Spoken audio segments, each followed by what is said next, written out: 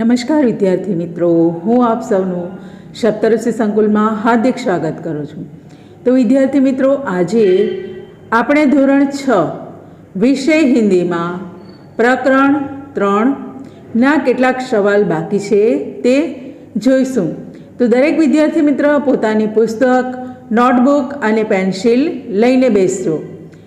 નોટબુકમાં લખવાનું હોય તેમાં નોટ કરતા જજો અને પુસ્તકમાં ટીક કરવાનું હોય કે લખવાનું હોય તો એમાં લખતા જાય.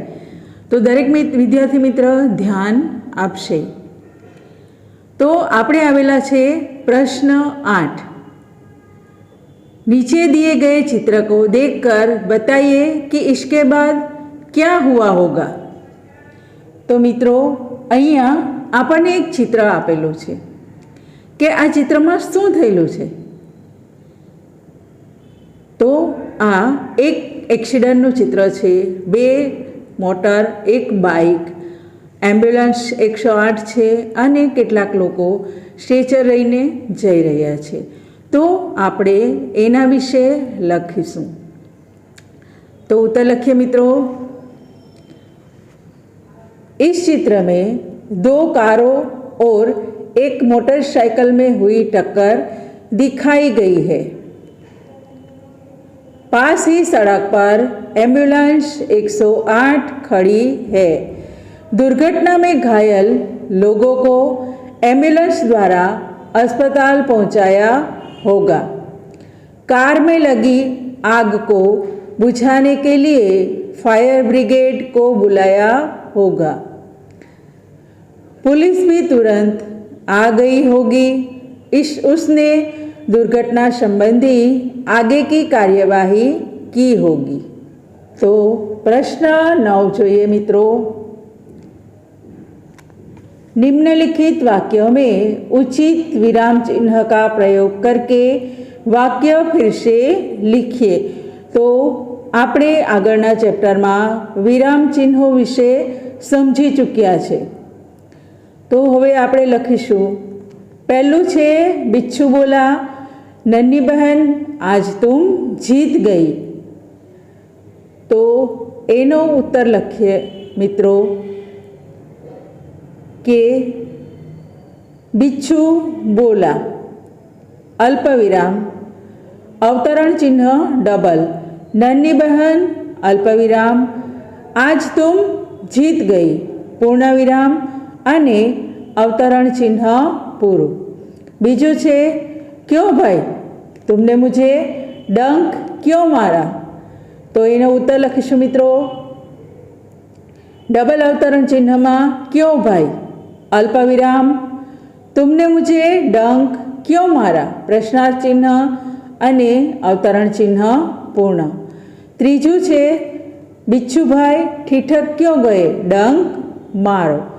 तो उत्तर लखीशुं मित्रों के 2 डबल अवतरण चिन्ह में बिच्छू भाई अल्पविराम ठीठक क्यों गए प्रश्नार्थ चिन्ह डंक मारो पूर्णविराम अने अवतरण चिन्ह पूરું. पूर्णविराम एटले हिंदी में टपकू करवानुं नथी, ऊभी લીટી करवानी छे. ते आपणे आगळ जोई चूक्या छो. चौथुं जोईए भलाई करना मेरा स्वभाव है. तो एने लखीशुं मित्र डबल अवतरण चिन्ह में भलाई करना मेरा स्वभाव है पूर्णविराम अवतरण चिन्ह पूરું. पांचमું बहन मुझे बचा लो. तो अवतरण चिन्ह में बहन पछी अल्पविराम मुझे बचा लो पूर्णविराम अने अवतरण चिन्ह पूરું. तो આગળ હવે પ્રશ્ન 10 જોઈશું મિત્રો. निम्नलिखित परिच्छेद को पढ़कर उसके नीचे दिए गए प्रश्न के उत्तर लिखिए. तो અહીંયા 10મા પ્રશ્નમાં આપણને એક ફકરો આપવામાં આવ્યો છે મિત્રો. એ ફકરો વાંચવાનો છે અને નીચે જે પ્રશ્ન આપવામાં આવ્યા છે એના ઉત્તર આમાંથી જોઈને જ લખવાના રહેશે. તો આપણે શરૂઆત કરીએ. फकरो वाँचवानो छे, लखवानो नहीं। देवताओं का अभिवादन स्वीकार करने के पश्चात ब्रह्मा जी ने उसने कुशल मंगल पूछा। इस पर इंद्र बोले, पितामह, हम वृत्रासुर से त्रस्त है। अपनी प्राण रक्षा करना हमारे लिए कठिन हो रहा है। असुर न केवल हमसे अधिक बलवान है, अपितु चतुर भी अधिक है। हम एक शस्त्र बनाते हैं तो वे 4 बना लेते हैं। हम उनसे पार नहीं पा सकते। कृपा कर वृत्तासुर के विनाश का कोई उपाय बताइए। तो मित्रों, આપણે આ ફકરો વાંચ્યો। હવે અહીંયા એવું કહેવામાં આવે છે કે દેવતાઓનું અભિવાદન એટલે કે વંદન સ્વીકારી અને પછી બ્રહ્માજીએ દેવતાઓને કુશલ મંગલ એટલે સારા માઠા સમાચાર પૂછ્યા। એ પછી ઇન્દ્ર બોલે છે કે પિતામહ, અમને આ વૃત્તાસુર નામનો જે રાક્ષસ છે એના ત્રાસથી બચાવો। એનાથી અમે ખૂબ જ પરેશાન છીએ। અમારી પ્રાણની રક્ષા કરવી પણ અમારા માટે ખૂબ જ કઠિન થઈ ગયેલું છે। અસુર એટલે કે દાનવ, રાક્ષસ એ અમારા કરતાં પણ વધારે શક્તિશાળી અને બલવાન છે અને ચતુર પણ ખૂબ જ છે, હોશિયાર પણ છે। અમે એક શસ્ત્ર એટલે કે એક હથિયાર બનાવીએ છીએ ત્યારે એ 4 બનાવી લે છે। અમે એનાથી પાર આવી શકતા નથી। તો હે પિતામહ, દયા કરી અને અમને આ વૃત્તાસુરનો વિનાશનો કોઈ ઉપાય बताओ। तो मित्रों, पहलो प्रश्न है, असुरों के बारे में इंद्र ने क्या कहा? तो आपणे एनो उत्तर लखीशुं। असुरों के बारे में इंद्र ने कहा कि हम वृत्तासुर से भयभीत है। असुर बलवान तो है ही, संख्या व चतुराई में भी हमसे अधिक है। उनके पास हमसे 4 गुने शस्त्र है। प्रश्न 2 जोईशु मित्रों कि देवता ब्रह्मा जी के पास क्यों गए? तो देवताओं ब्रह्मा जी पासे केम गया? तो उत्तर लखीए। देवता वृत्तासुर के विनाश का उपाय पूछने के लिए ब्रह्मा जी के पास गए। प्रश्न 11 है मित्रों, नीचे दिए गए वर्णों से 5-5 शब्द बनाइए। तो नीचे जे वर्णों आप्या छे एमांथी आपणे एक वर्णना 5-5 शब्द बनावाना छे। तो भ, व, र, न अने ग। तो आपणे एनो उत्तर लखीशुं। पहला भ लखीए। तो भनो उत्तर भवन, भलाई, भगत, भगवान अने भजन। बीजू लखीशुं व। तो वनु आवशे वजन, वानर, वेश, विद्या अने विकास। एना पछी छे र। तो रनु रस, रण, राग, रीति, रोटी। अब न। तो नना लखीशुं नगर, नाग, नयन, नीर अने नियम। पछी गना लखीए एवी ज रीते मित्रों, गणेश, गरुड़, गीत, गमला अने गाय। तो मित्रों, आपणे आगळ पण भाषा सज्जता जोई छे તેમાં વિરામ ચિહ્નો વિશે માહિતી મેળવી.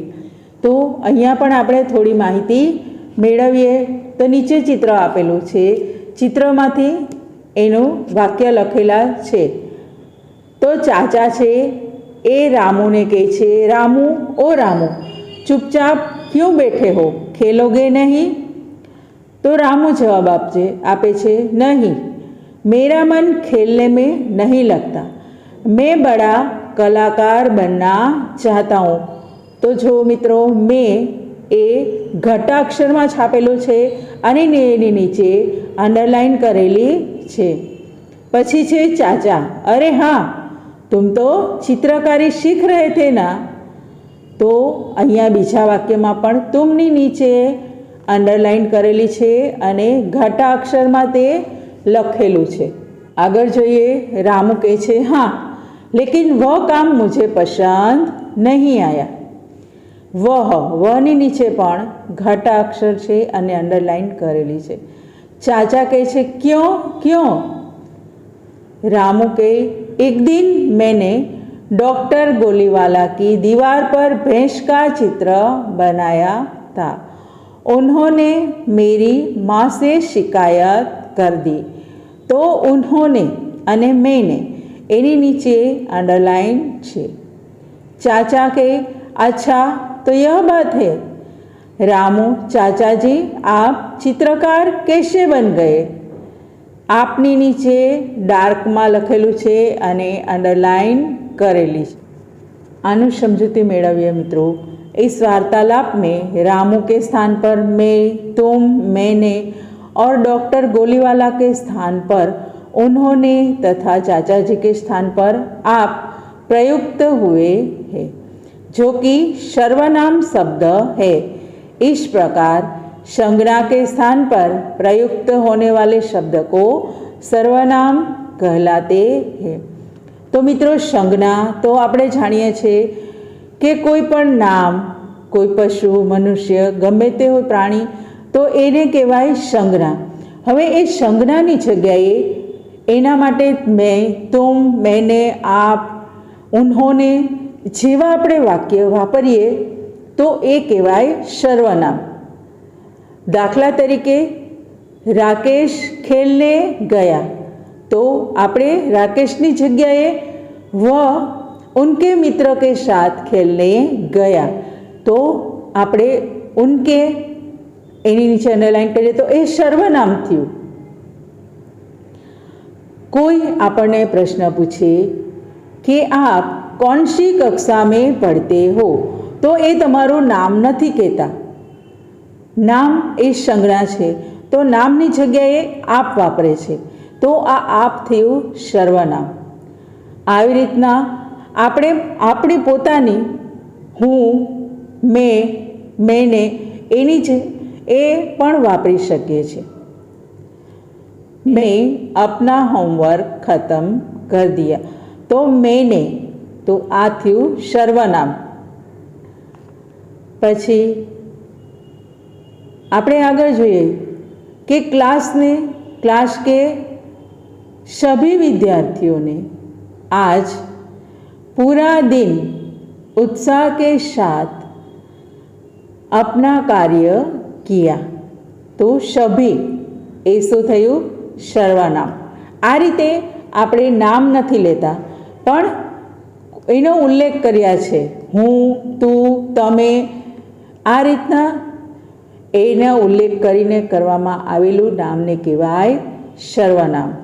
તો વિદ્યાર્થી મિત્રો, અહીંયા આપણા પ્રકરણ 3ના સ્વાધ્યાય પૂર્ણ થાય છે. દરેક વિદ્યાર્થી મિત્ર આવા સર્વનામના અલગ અલગ વાક્યો બનાવે અને લખે.